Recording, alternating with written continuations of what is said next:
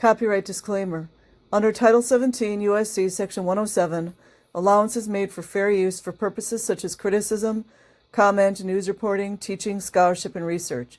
Fair use is permitted by copyright statute that might otherwise be infringing nonprofit, educational, or personal use, tips the balance in favor of fair use. Okay, this is from The Cut. Scientology is teaching British school kids how to say no to drugs, by Jesse Singal. Isn't it wonderful how they word this?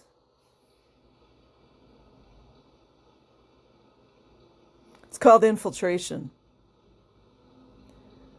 As anyone who studies addiction policy can tell you, because everybody studies that, getting people to listen to rigorous evidence-based approaches to prevent or treat addiction is a major challenge. Yeah, they have no medical qualifications or school or anything. As a result, the treatment and prevention landscapes are littered with both snake oil salesmen and true believers,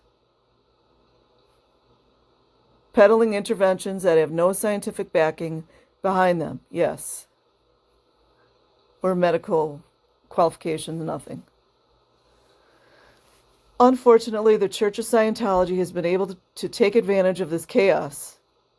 That's very important to remember that word, because they believe in order out of chaos.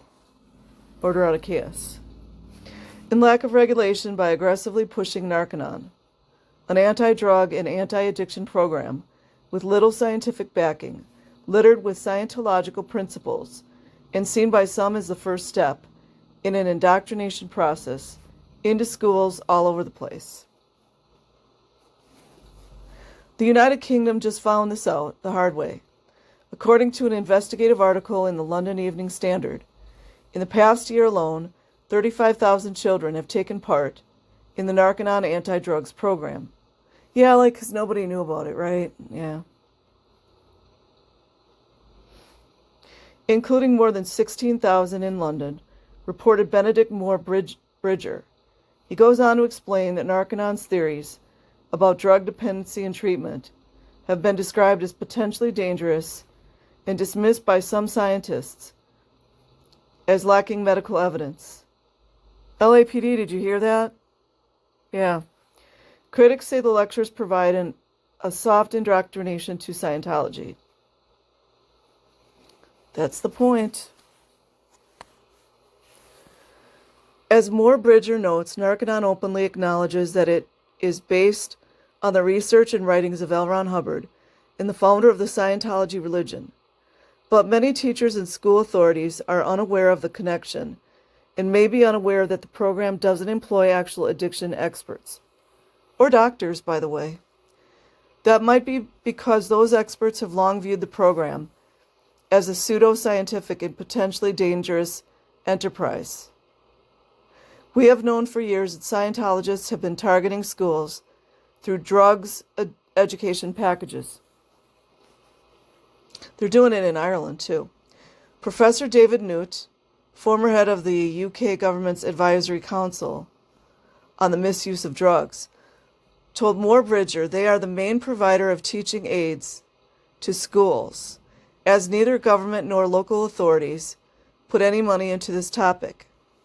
It's an outrage.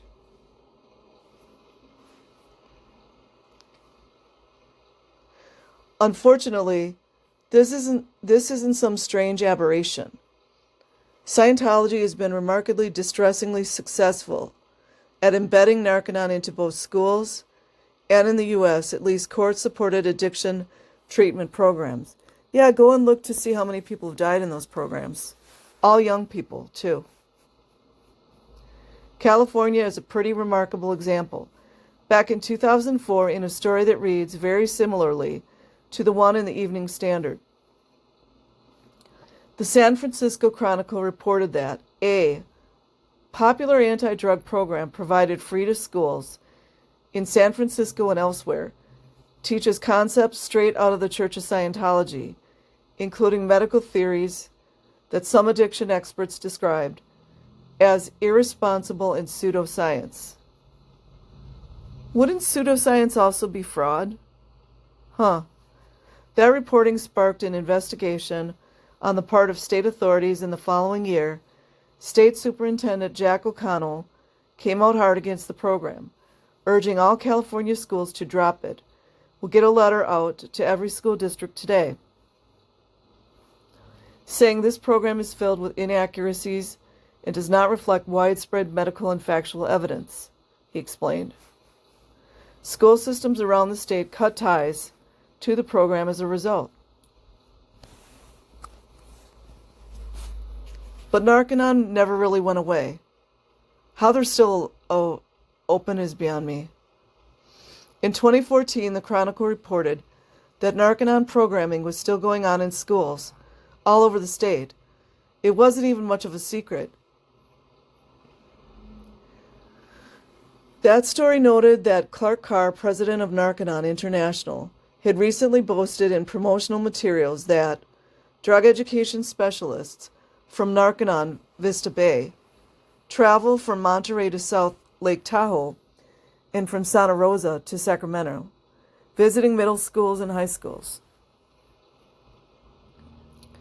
When it comes to another aspect of NARCONON, its treatment centers, the program appears to not only be lacking in evidence, but also potentially dangerous. Well, it's no longer potential. There have also been a series of deaths associated with NARCONON facilities in the United States. Maya Salsovitz reported back in 2012, and numerous deaths and many lawsuits have been linked to the international NARCONON program as well. As Salsovitz noted in the article,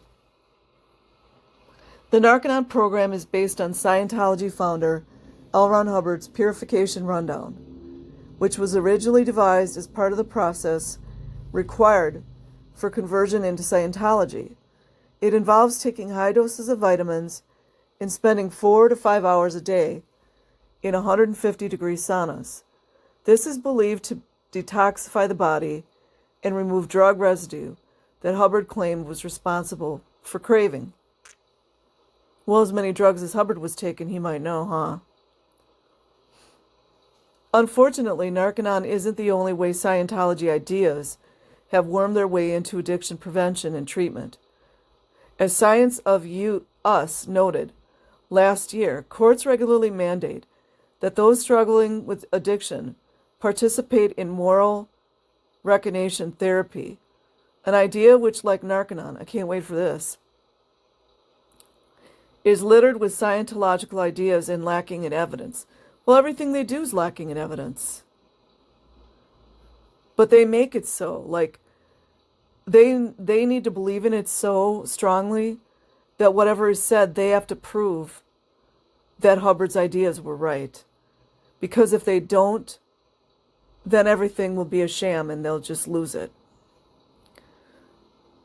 Of course, part of the reason we know about NARCONON and MRT is that both are tied to Scientology, which makes for a sexy book.